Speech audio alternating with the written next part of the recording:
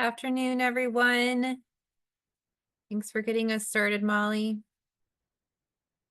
So excited that y'all are joining us here today. I know we do a lot of webinars, but I'm really excited for this webinar today titled Mapping Appalachia's um, Manufacturing Assets, Discovering Appalachia's Competitive Advantages. We've been working on this for a long time with a really great team of folks, and I think y'all are going to love this presentation and this material that we're going to be showing about how we can build on the historic strengths that we've seen in the region as we envision what we want to see next for our future, creating good jobs in the manufacturing sector.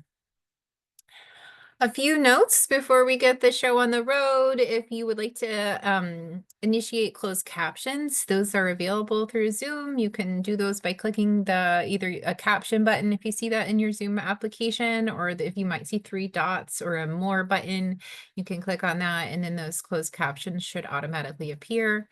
We are recording this event and live streaming it to Facebook. Everyone who's registered should receive a link to the recording and all the links shared during the event and a follow-up email either this afternoon or tomorrow. And I think I'm going to keep the intro short and sweet for today. Y'all probably know the drill. Please introduce yourselves in the chat. We always love to see who's here, why you're excited to be here. Let's hear where you're joining us from and maybe what you work on. And always, the best part of an in-person event sometimes is that networking that can happen in the before and after time. So please feel free to use our chat as a place to network, share information and about what you're doing and what you're excited about. So I think with that simple introduction, I might hand it over to Amanda Woodrum to talk a little bit more about what led us to want to create this tool and kind of where we're going next with this tool in our work. Thanks, Dana. We have put a lot of, we've made manufacturing a high priority because we believe with the right resources and focus, we can transform the region into a hub for sustainable manufacturing, something that we believe is the key to creating equivalent jobs to those being lost in the coal industry.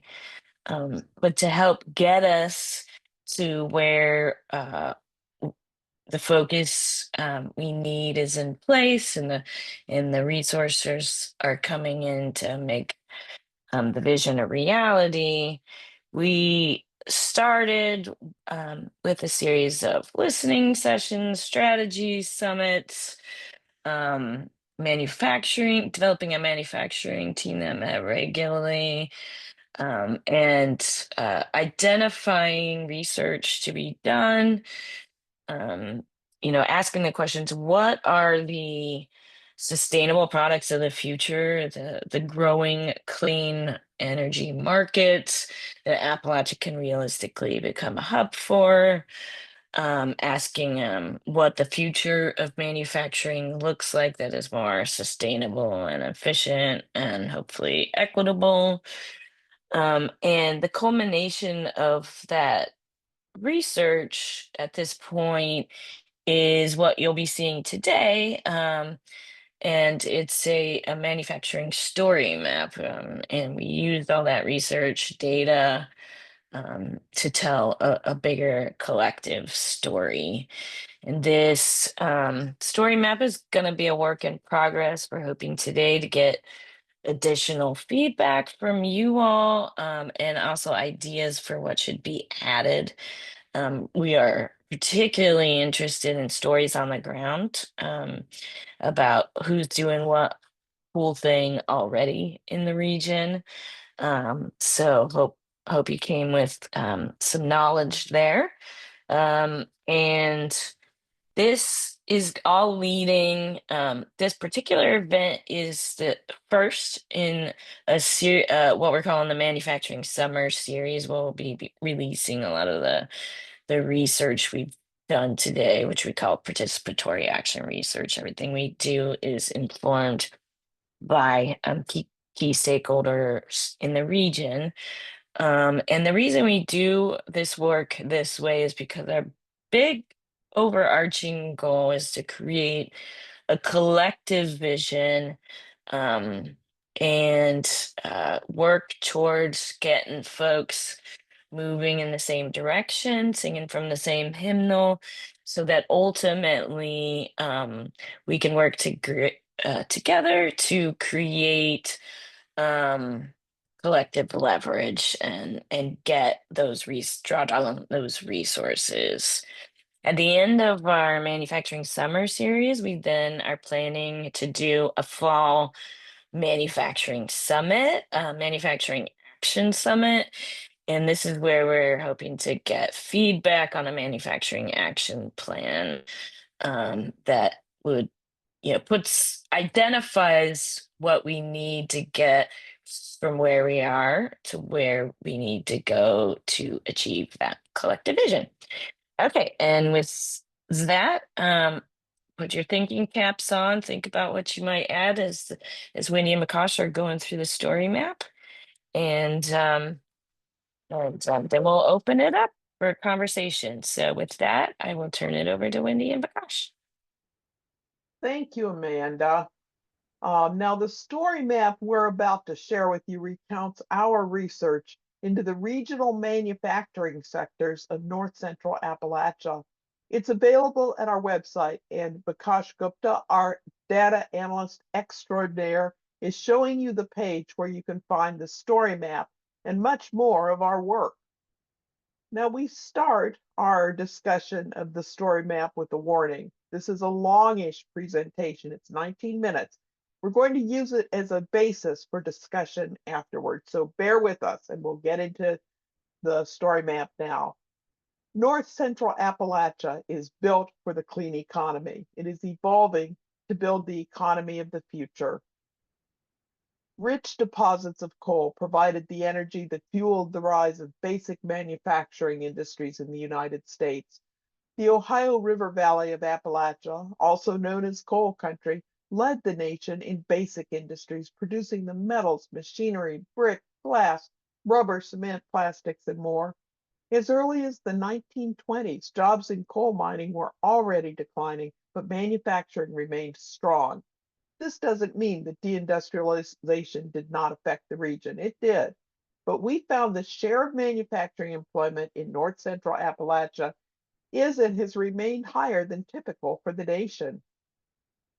ReImagine Appalachia focuses on the Appalachian coal country of Ohio, Pennsylvania, Kentucky, and West Virginia. The dark green counties on this map are the 193 counties under the jurisdiction of the Appalachian Regional Commission. The light green counties show the balance of the state for Ohio, Pennsylvania, and Kentucky. All counties in West Virginia are in Appalachia.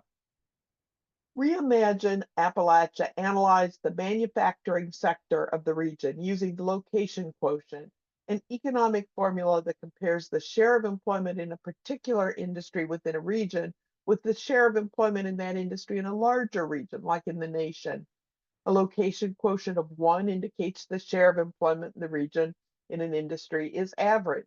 A location quotient of 2 indicates employment is twice as concentrated as average. Higher location quotients indicate local specialization and the presence of key industrial assets that can foster the growth of new industries. This graphic shows how over the past quarter century, the share of manufacturing employment in the 4 states of North Central Appalachia was about a third more concentrated than typical for the nation. In Ohio and Kentucky, it was more than 50% more concentrated.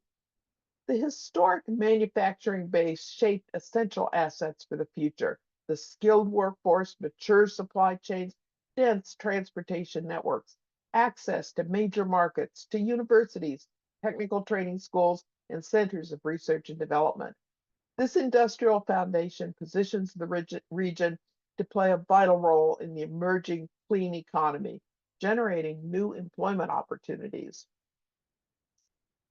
This chart gives a 30,000-foot overview of the manufacturing economy. To the far left, the 2 bars show overall strength in manufacturing.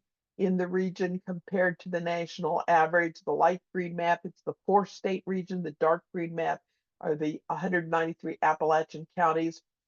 The region's concentration of jobs in consumer products is about the same as the nation.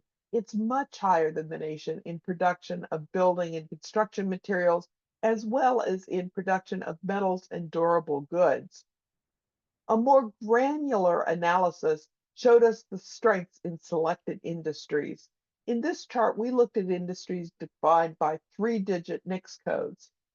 Now, if you look at the dark green bars, that's the Appalachian counties, you'll see that the concentration, the share of employment in primary metals is more than 3.5 times as high as in the nation as a whole.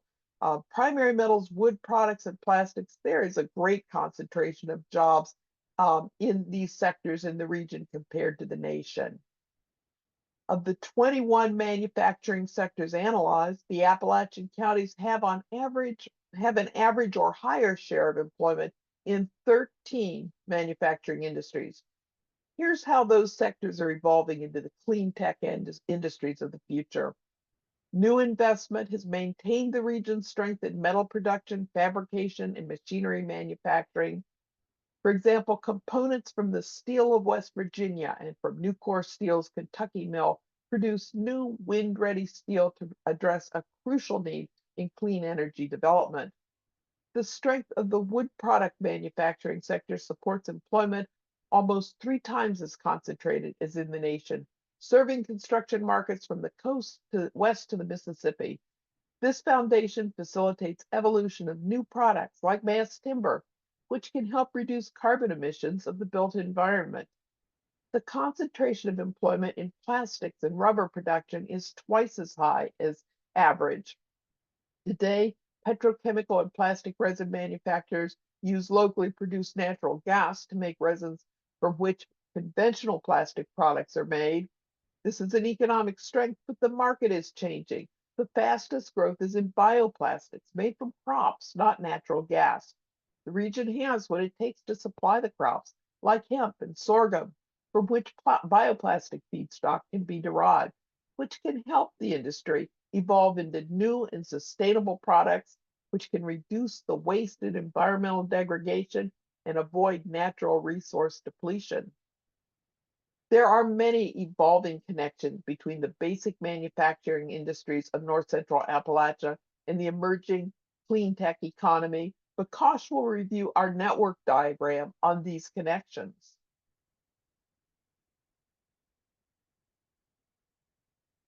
You're on mute. Yeah, there you go. Perfect. Yeah, let's open this data visualization piece into a new tab for better viewing. So this radial network diagram, it offers an illustrative, non-comprehensive look at how Central Appalachia's strongest manufacturing sectors in blue can connect to the green economic sectors, which are here in green, and how that in turn can connect to products and technologies under the green economic sectors.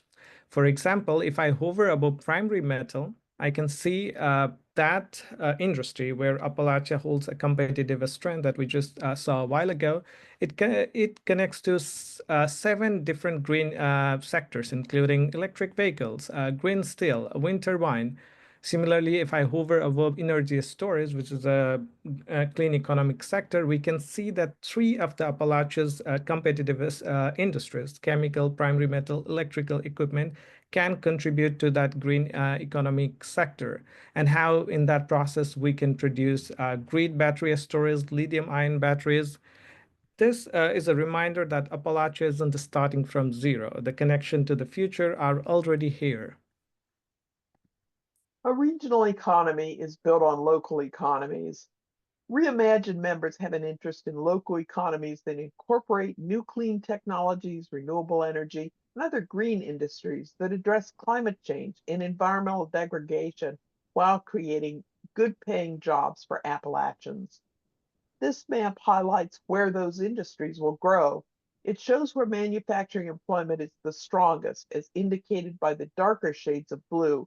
It spreads across most of Pennsylvania and the western portions of the Appalachian counties of Ohio and Kentucky. A closer look by industry reveals industrial strengths particular to particular places and particular counties. You can see in the first map that the region has lost its strength it once had in textile product mills. There are a few counties with some concentrated employment, but it's not widespread. If you move to the next map, you find that the wood product manufacturing industry is very strong, particularly in Pennsylvania and West Virginia. West Virginia doesn't have a big manufacturing base, but lots of wood products are produced here, and that's where lots of concentrated employment is. Moving on across in chemical manufacturing, you see that the area, many counties, many places have a concentration of employment that's about the same as that of the nation. The Ohio River Valley, where you see the blue counties and a few green counties, which show the highest level of concentrated employment. That's where the petrochemical industry lives, and where employment in plastic resin production, petrochemicals, is very strong.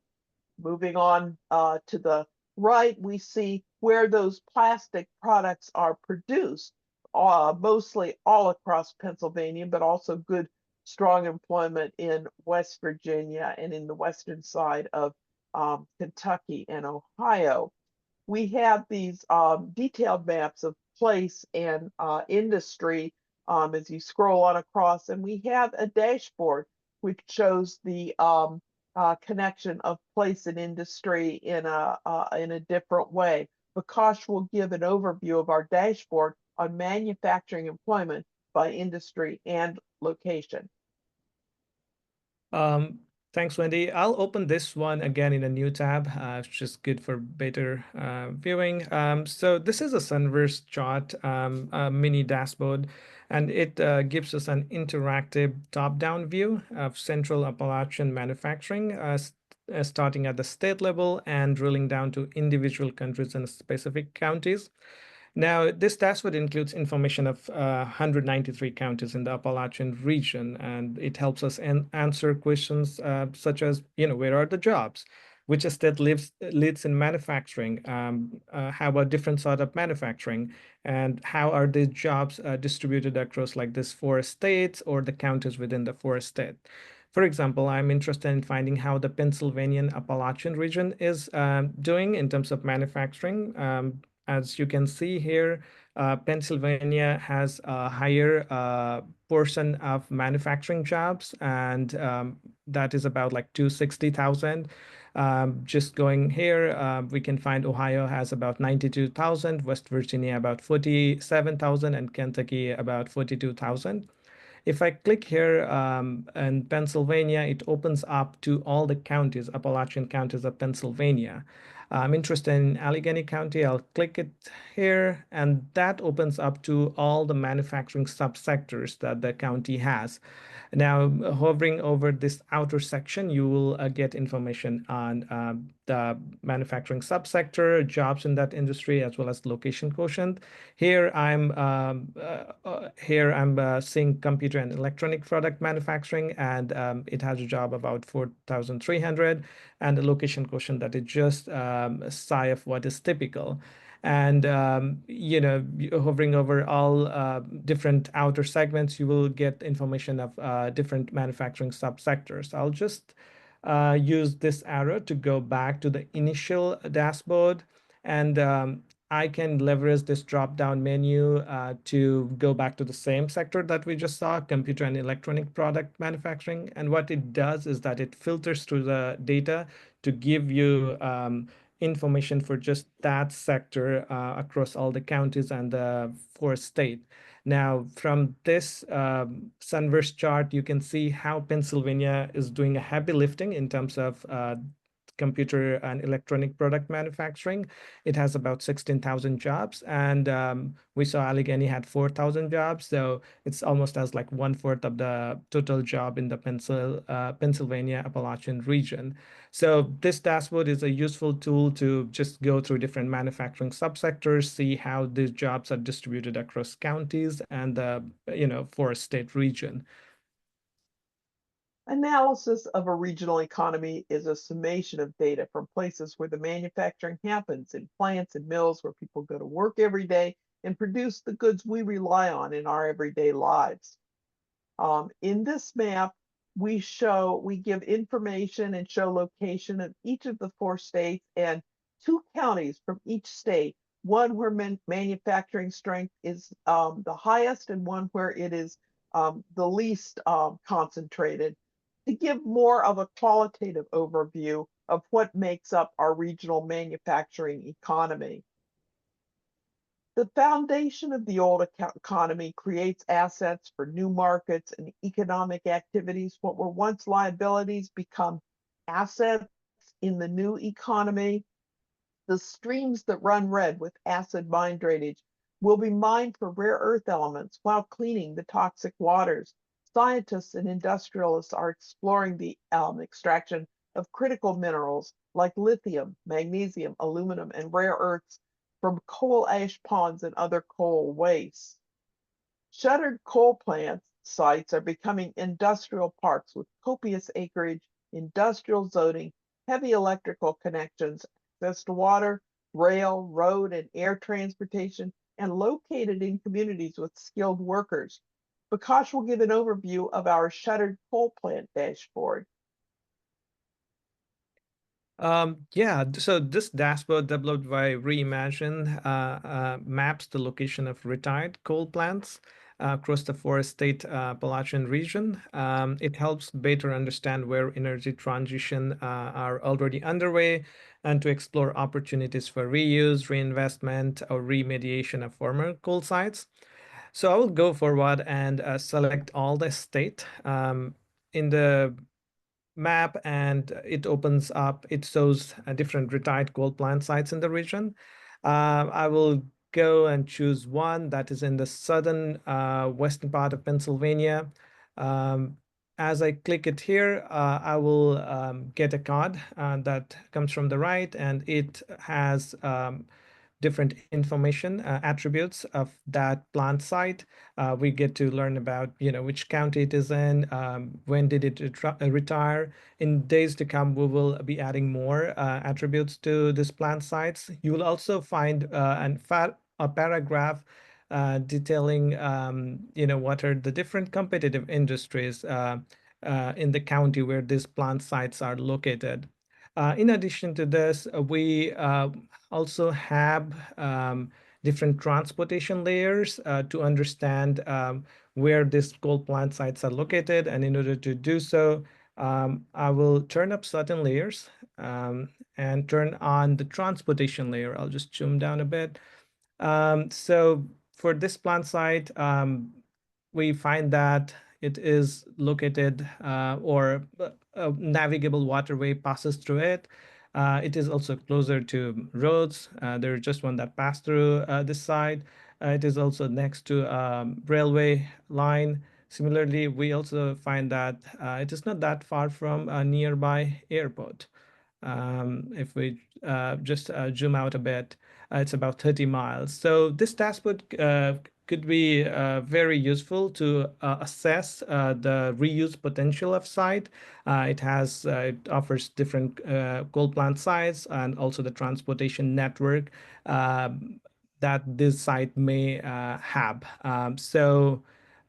Yeah. The shuttered coal plant site offers an ideal location for circular manufacturing. Dozens of retired coal plant sites in Central Appalachia provide unique opportunities for efficient configuration of industrial production in a net zero or eco-industrial park, like the eco-industrial park of the Industrial Commons of North Carolina. In conclusion, we sought to ask 2 questions in our analysis. Number 1, Given the region's competitiveness in a given industry, what role can the industry play in the new clean economy? And number two, are there new and growing markets where the industry can grow? And if so, what steps are needed to turn that potential into reality? In the past 25 years, the manufacturing strength of North Central Appalachia has been intact and is in fact growing, with strength in manufacturing subsectors essential to the new clean economy. New industrial jobs will be based on investment in these sectors. New energy efficiency capacity is being added to steel manufacturing, which serves renewable energy markets like wind turbines. New market demand for bioplastics made from locally grown crops can make existing plastics production more sustainable and less damaging. The same local crops, as well as reuse of waste from coal, can help create construction materials with lower embodied carbon in production, which will build the energy efficient buildings of the future. As encouraging as these findings are, they call for further research. The location quotient formula does not capture the nuances of a region or industry and need to be interpreted within a broader context. Decades of data-intensive research in economic geography have enabled researchers to quantify economic complexity and calibrate an industry's feasibility for a given region. A deeper understanding of Appalachia's economic complexity will help uncover underlying manufacturing capabilities. Studying industry feasibility will allow us to identify clean and green industries that align with the region's existing strengths. So thank you, and I'm going to turn the floor back over to Dana and Amanda and Steve. Thank you so much. I'm excited to see the conversation in the chat. We're going to move into questions in just a minute, and we'll also have a little polling so we can hear from you all. But maybe before we do that, Steve, do you want to share a few words about how you're planning to use this tool and some of the big picture ways that you're seeing this being used? And then can we stop the screen share, I think? Perfect. Oh, you're mute, Steve. How's that? Can you hear me now? Perfect. Okay. So thank you, Dana. Thank you, Wendy and Vikash. I mean, part of ReImagine Appalachia's overall narrative or story since the first part of the year 2020 has been that federal investment to accelerate the transition to a carbon neutral clean economy could revitalize Appalachian coal country in the Ohio River Valley spanning Pennsylvania, Ohio, West Virginia, and eastern Kentucky.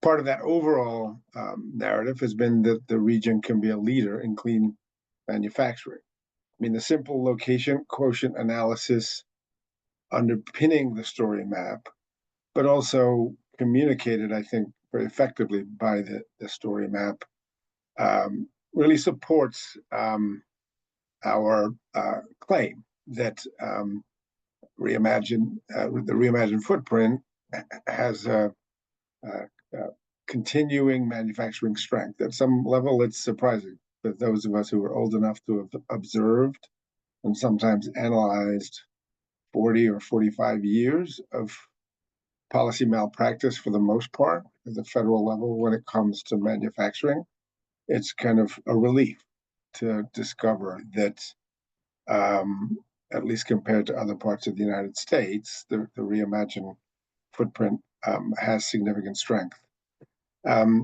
This story map and the analysis underpinning it are just the beginning, and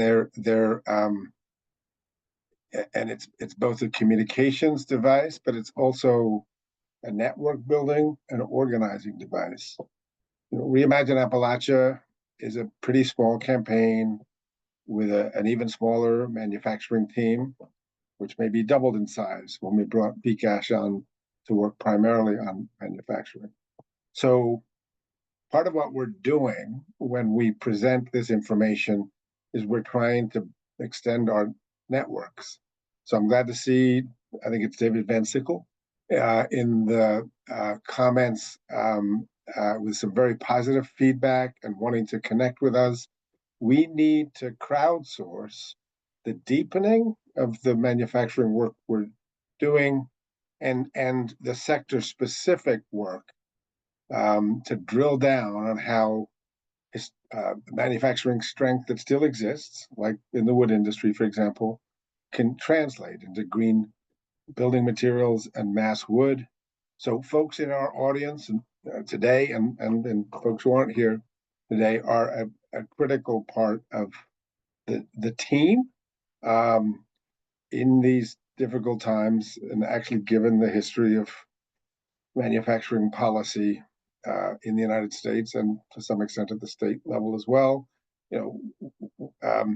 there's enormous work ahead of us in terms of both the research, but then the policy development and the policy advocacy as well.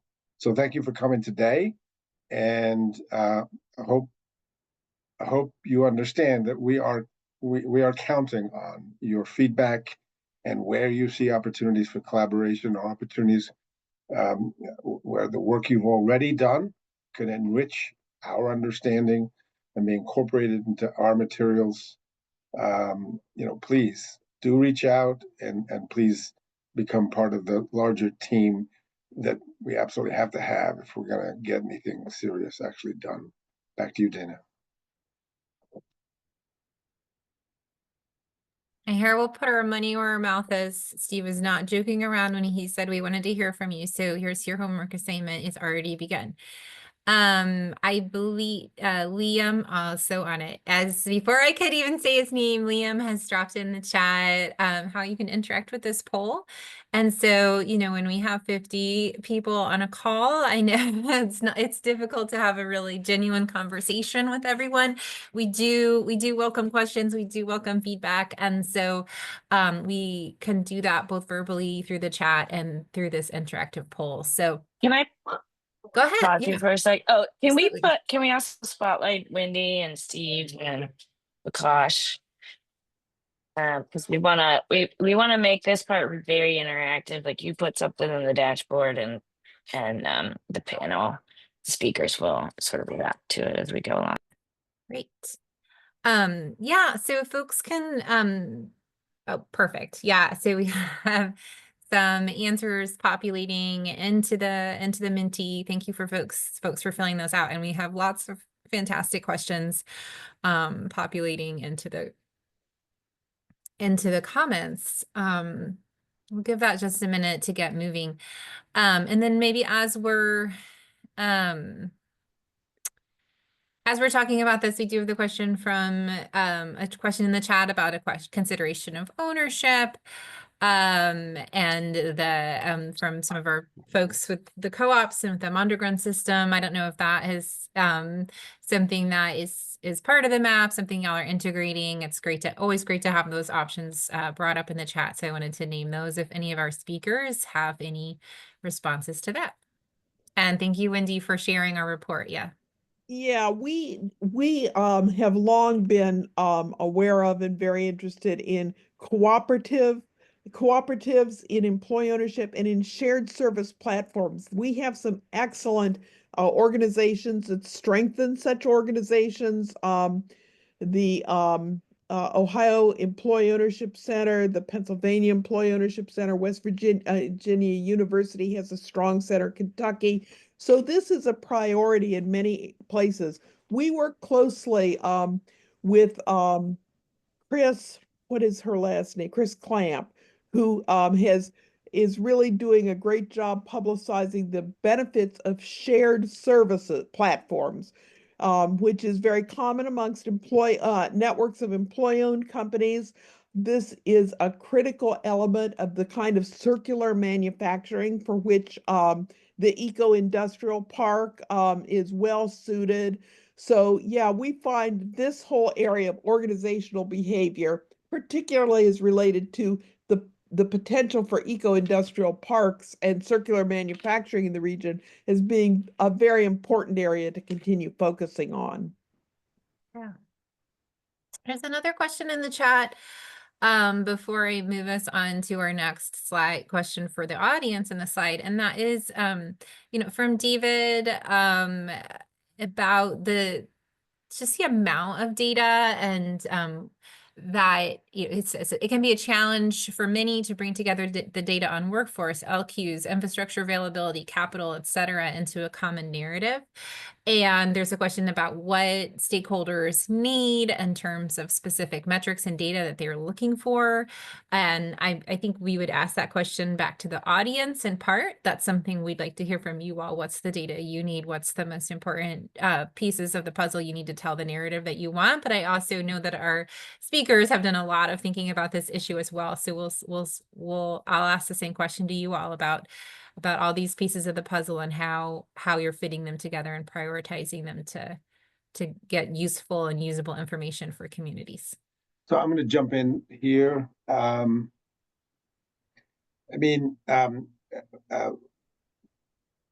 It's always possible to be drowning in data, and that's more true now than ever. So on the one hand, and I'll tell you a little bit more about it in a second, ReImagine is digging more deeply into some additional data. We're recently glad to learn that this is 2022 data, that actually this kind of data that we think we can now get for not much money from a provider, so we can update this information. We're also looking very hard at some Brookings RMI analysis, which uses kind of academically cutting edge economic development theory, so economic complexity theory.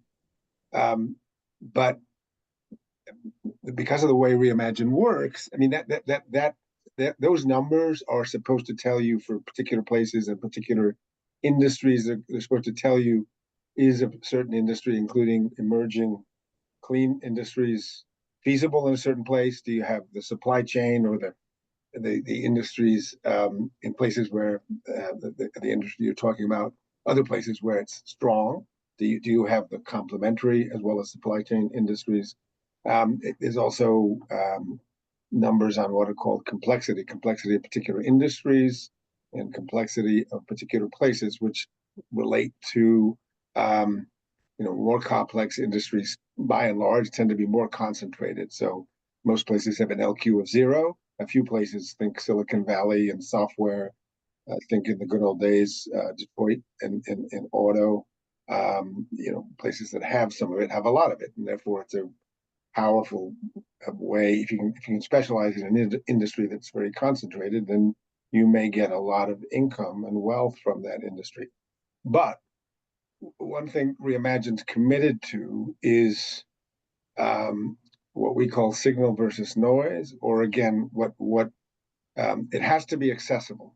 So we're hoping to deepen our understanding, and again, depending a lot on what partners can bring to the game. The manufacturing extension partnerships like Catalyst Connection are a key part of the team we want to partner with.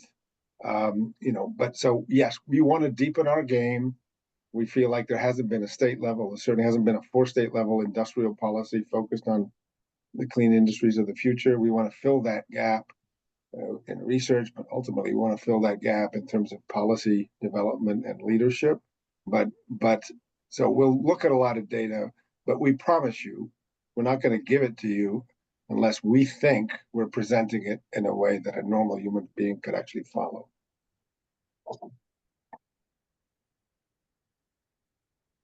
Thanks, Steve. There's a lot of questions, or a few questions in the chat on the sort of newly developing AI and advanced manufacturing and the future trends we're seeing in those areas. That is not necessarily the focus of this study, and I think it probably cross-cuts every aspect of manufacturing and sector that was named in the study. So I don't want, but if y'all are interested in responding to that, or any kind of particular shine to put on the apple of how it might intersect with some of the data you're presenting, or happy to have any comments on the way that that's shaping the work in the region.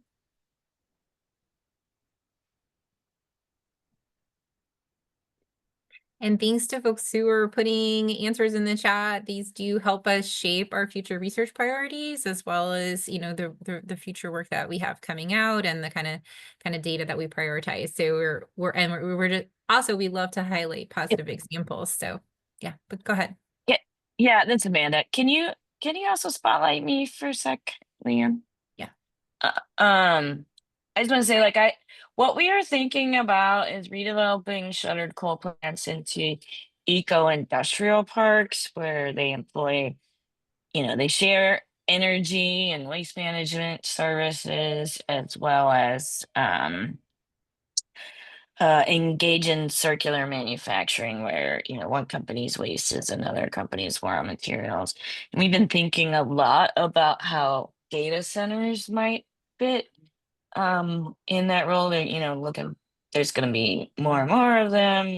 They require a lot of electricity. These sites are geared for moving a lot of electricity, so they're already suited for that. But we want them to be co-located with industry. As you know, they draw down a lot of electricity. Often they'd like to see renewable energy sources. So it can be done in a shuttered coal plant. But you'll hear about how much water they need. And they don't actually need, it's not an input that they need water for. It's so that they can, cool down waste heat. Well, there's a whole, like, that's a huge waste of energy and not good for the ecosystem either. So if we co-locate data centers next to other industries that may need that waste heat, we can transfer it from one company to another. And that's the essence of the eco-industrial park concept. I'm interested by the comment in the Mentimeter about connecting Pennsylvania's growing outdoor recreation economy to eco-industrial parks. The state of Pennsylvania's Department of Commerce has put together a set of what they call playbooks, redevelopment playbooks, for us, I think 6 or 7 shuttered coal plant sites, and recreation is an important component of many of them. There's so much acreage there. You can have a data center, a warehouse, a manufacturing center, or another kind of a plant, and a walkway and recreational center along the river adjacent. So it's an important component of a mixed use industrial park. Developing a shuttered coal plant into a recreation site by itself has been done in Vermont and in Michigan. It's a heavier lift because the funding is all public sector and foundations. The reason that integrating your recreational opportunity into the eco-industrial park is so important is that there's private money going in supporting it, and at the same time, it's a way to knit together your community, your workers, and your businesses, which is an important element of the eco-industrial park and circular manufacturing strategy.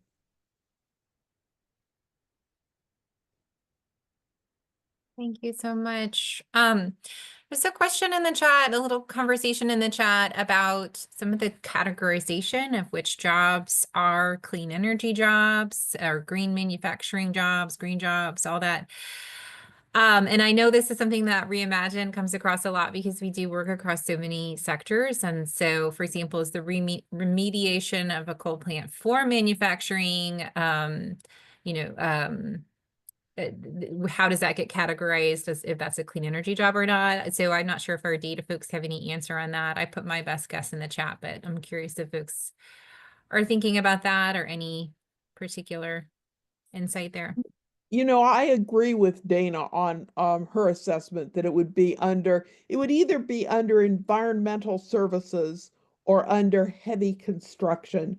The environmental services are the brownfield, the workers who do the work, the environmental delineation and the cleanup assessment. There's growing employment in consulting firms doing this kind of work. Those would be classified as green.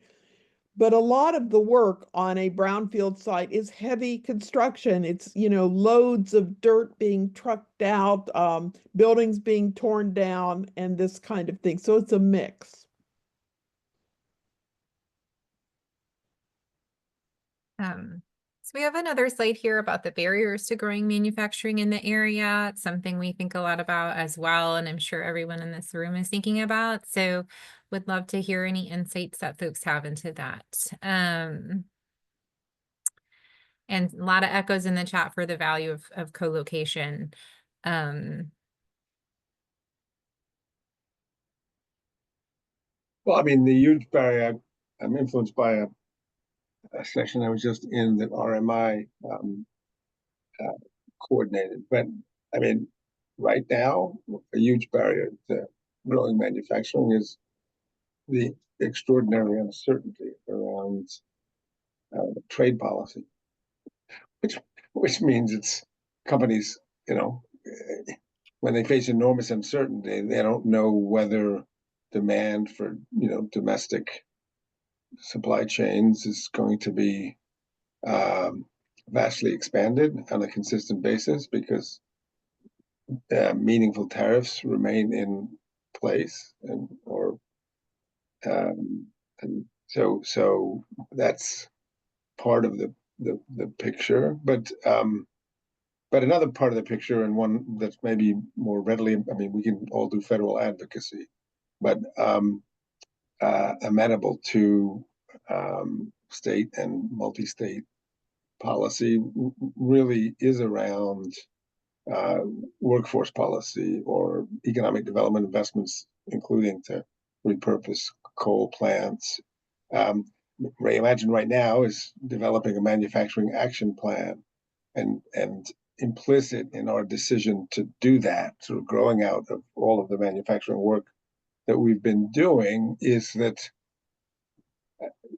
when President Biden was in place and the Biden administration in place, sort of for the first time, maybe in decades, we had something that began to look like a real national manufacturing policy, with some money behind it.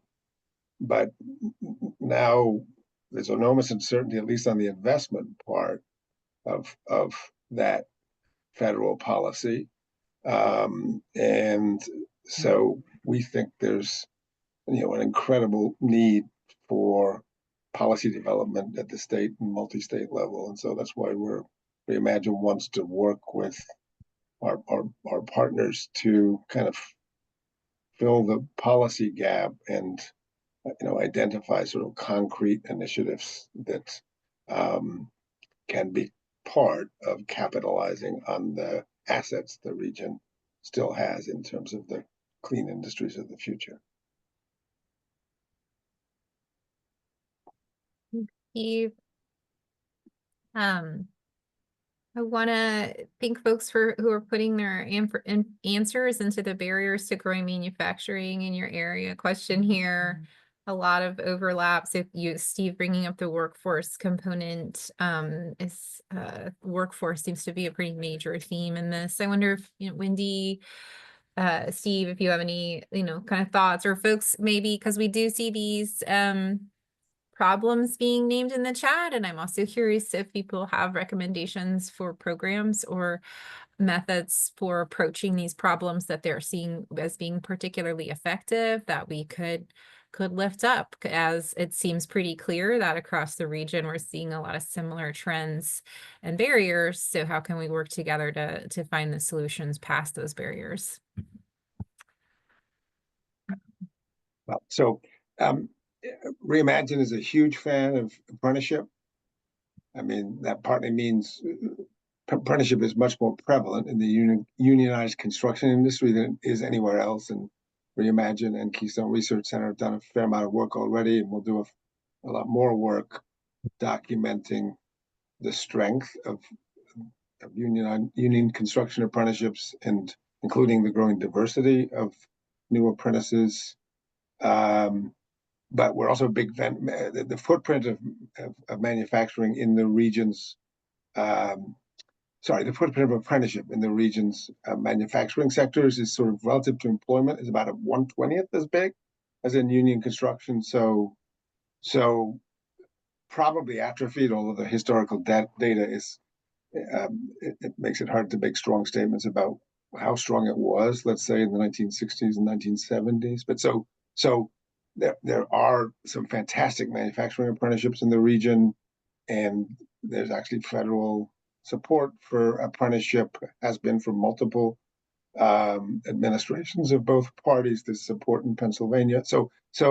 And the Keystone has also been a big supporter of industry partnerships or coordination, or you could call them industry training consortia, basically having companies in individual sectors, including manufacturing and parts of manufacturing, get together, because individually manufacturing companies tend to be focused on the bottom line and tend to be good at complaining about education and training, high schools and colleges, but bad at communicating their needs and seeding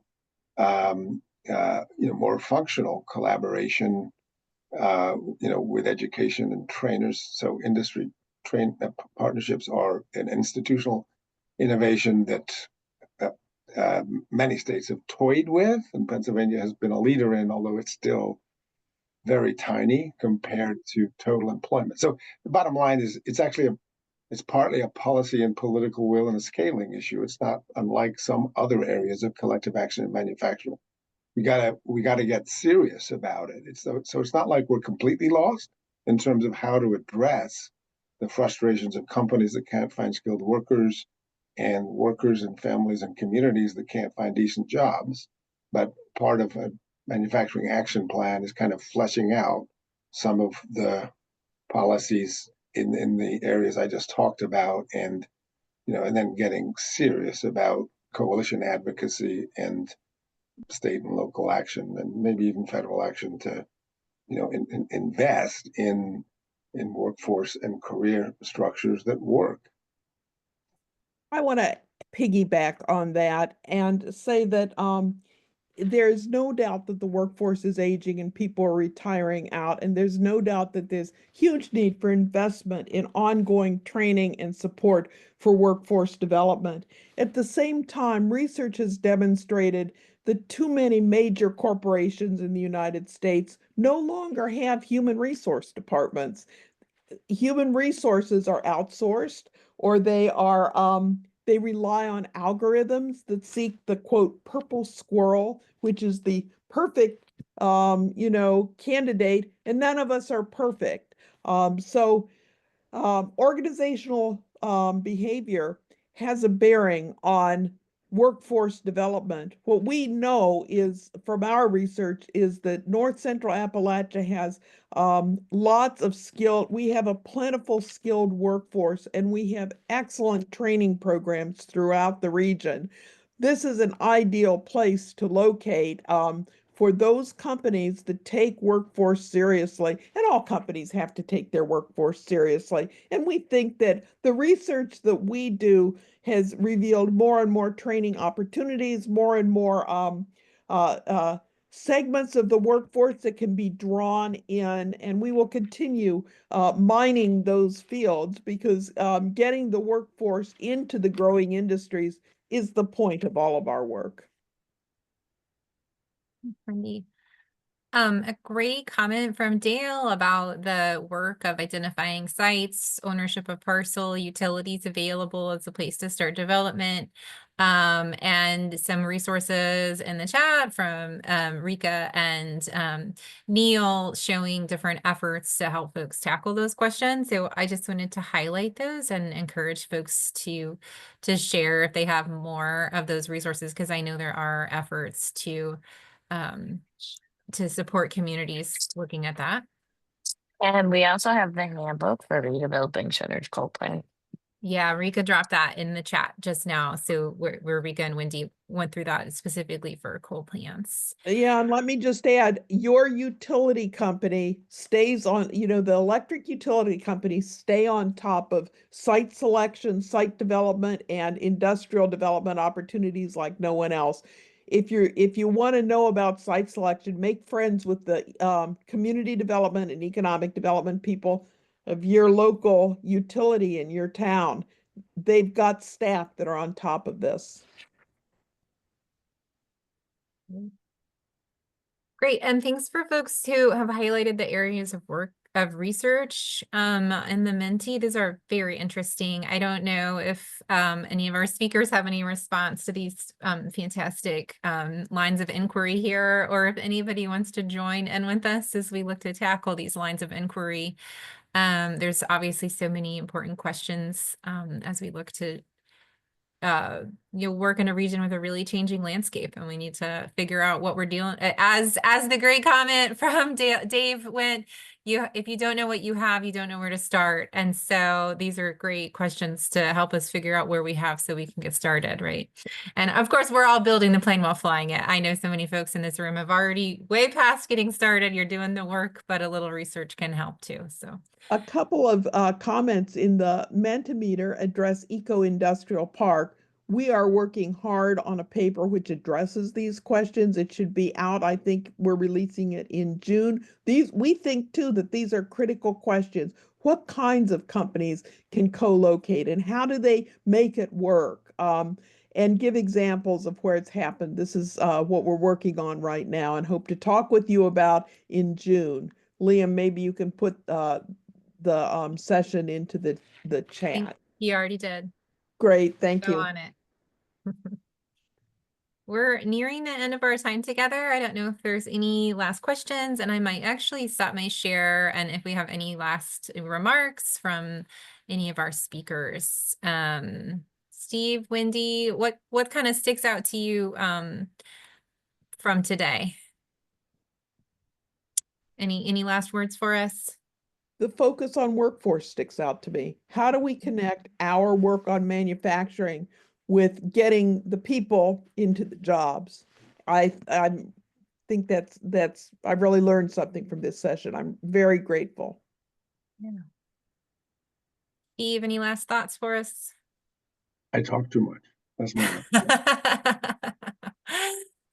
I'm gonna see John Alec, who's a guy I've worked with for decades, who really knows manufacturing. He's been saying things in the chat, but so I don't mean to put you on the spot, John. But is there anything you want to say for the wisdom of the group?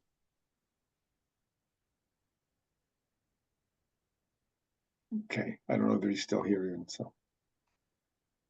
No. Go ahead. No, I'm good. I mean, this is again, it's not the beginning because ReImagine's been working this space a little bit before, but it's it's an early stab in a collective action process that's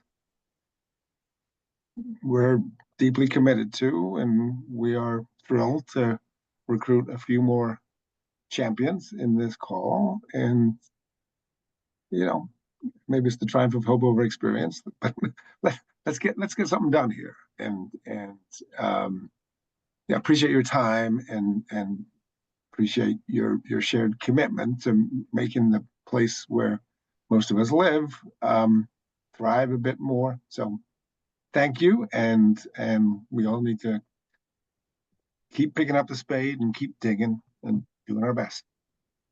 That's a great note to close on. We'll leave it at that. We'll be in touch with the notes, and we'll pull together all these links that were shared in the chat, collate those up for y'all and send those around and let you know about these future events. So we really appreciate everyone's time. Thank you especially to Bikash and Wendy and Steve for the presentation and all of the incredible research that went into create this new material. I can't wait to watch it move into action. So thank you all and have a great rest of your day. Thank you. Thank you. Thank you. Yeah.